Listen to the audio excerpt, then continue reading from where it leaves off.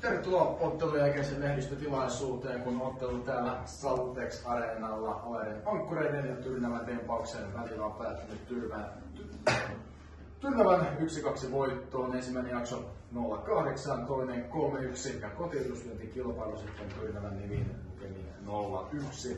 Tänään kolmostilanteet Ankkureilta 12 ja puolestaan Tyrnävällä 20.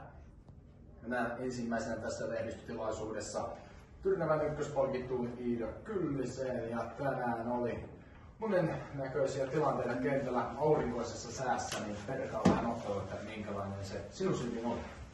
No eka jakso oli kyllä puhtaasti meille, että oltiin hyvin valmistauduttu tähän peliin ja päästiin hetikin pelin päälle, ja toisessa jaksossa sitten ei saatu oikein tilannetta ja päästettiinkin kaveri aika helposti ohitte, niin siinä vähän meni huonommin sitten, mutta kotarit taas hyvälle lyönnille meille. Kiitoksia Iida ja onnea myös voitosta.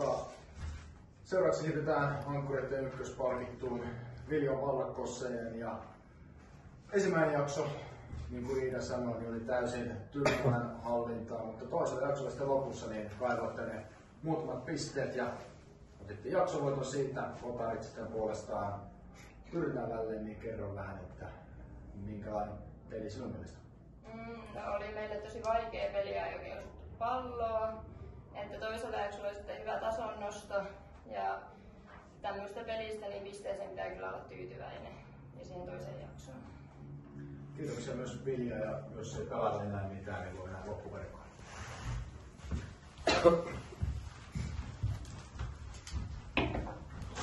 Siirrytään seuraavaksi Tyrnävän pelinjohtajan Ilkka Koskenkorvaan, ja tänään nappaatte siis täältä Aerilta 2 pistettä, niin millä mielin? No, voittoa lähdettiin hakemaan ja voitto saatiin, että siinä mielessä tyytyväinen että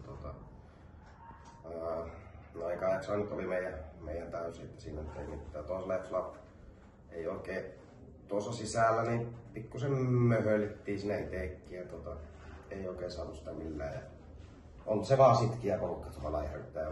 Vaan monta peliä katsoa ja aina viimeisessä vuorossa nousevat, että se on kyllä hieno heille, että taistelevat loppuun, että saivat tuosta tuon toisen jakson sitten. Ja kyllä mulla vahva luotto oli, että me pystytään tuota tarkoittaa tuota. Ei mitään. Voitto taas. Kiitoksia Ilkka ja onnea myös voitosta. Siirrytään seuraavaksi kotijoukkueen pelinjohtajan Tero Tuomelaan. Ja Tero, ekalla jaksolla mietin, että onko Oulu säikäyttänyt teidät oikein kunnolla, mutta toisella jaksolla sitten ilmoili vähän eri. Kotareissa kuitenkin tappio tuli, niin kerro vähän, että minkälainen peli tänään on. No aika samantyyppinen peli se oli kuin Tyrnävälläkin, että sanotaanko, että silloin oltiin 3 vuoroa aika lailla täryjyrän alla ja silloin sitten tuli suonenveto viimeiseen vuoroon.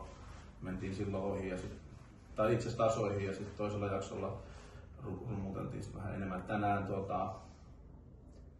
no kyllähän täytyy myöntää, että Hannuniemi tolpilla söi meidän nollaa ja sitten ne harvaset takatilanteet niin oli aika hankalaa siitä tolpasta sitten lyödä ja ylipäänsä pelata. Et ne harvat kolmostilanteet taisi tulla sitten usealla palolla, että se jakso kyllä niin kuin oli ihan täysin ohi jakso meiltä.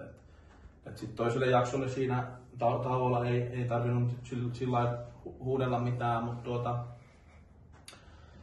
ehkä niin kuin enemmän semmoista päättäväisyyttä, että Oulua vastaan nöyristeltiin koko peli ja Oulu toki pelasi silloin hyvin. Tänään Tyrnävä pelasi ekan jakson tosi hienosti ja sitten toiselle jaksolle saatiin siihen juoksu alle ja tavallaan oltiin sitten peli alussa niin kuin mukana tai toisen jakson alussa mukana ja sitten siihen viimeiseen vuoroon saatiin kaksi juoksua, että päästiin vähän paineistaa kaveriin.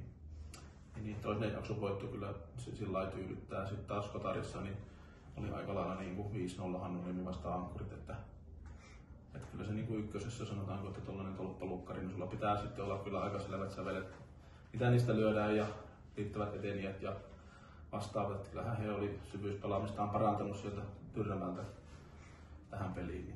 Niin. Mutta meille arvokas piste tappelussa Lappajärveä vastaan sitä 4. sijasta. Edelleen tässä ottelusarjassa, jos leikkisesti sanotaan, niin meni nyt 3-2 pisteet, että en olisi kyllä syksyllä uskonut, että se olisi näin päin mennyt.